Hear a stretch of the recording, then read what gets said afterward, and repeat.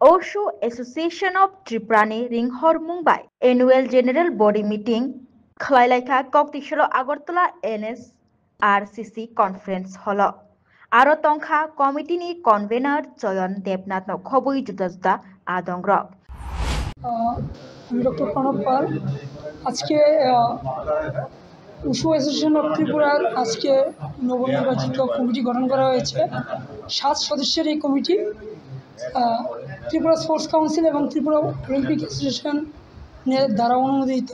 আজকে এই 7 সদস্য কমিটিতে রয়েছেন প্রেসিডেন্ট ডক্টর প্রণব পাল, আমি রয়েছেন vice president Bishwendu Sharma, general secretary Chayan Debnath, joint secretary Alay Debbarma, treasurer Shubhankar Acharya, member Bappaditya Debnath, member Tapan Mia. এছাড়াও আমাদের চিফ অ্যাডভাইজার রয়েছেন শম্পা দাস, অফিস সেক্রেটারি পূর্বিতা চক্রবর্তী। আমাদের টেকনিক্যাল কমিটিতে রয়েছেন 4 জন, সিলেকশন কমিটি রয়েছেন। এছাড়া আমাদের জেনারেল এক্সিকিউটিভ কমিটি যে আছে সেটাও আজকে গঠন করা হয়েছে। উশু একটা চাইনিজ মার্শাল আর্ট গেম, এটা আপনারা সবাই জানেন।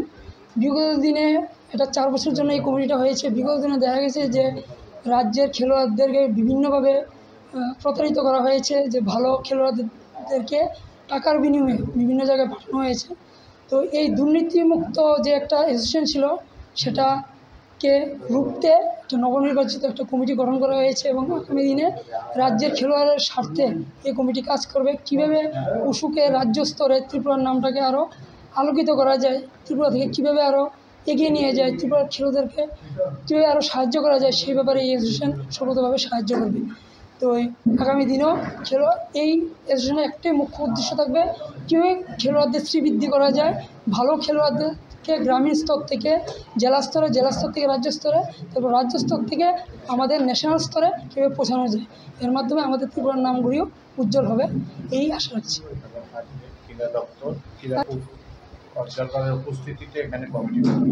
আর এখানে ক্রীড়া দপ্তর, ত্রিপুরা স্পোর্টস কাউন্সিল, অবজারভার সবাই আছেন। তাদের সম্মুখে তাদের অনুমতিক্রমেই আজকে এই কমিটি গঠন করা হয়েছে।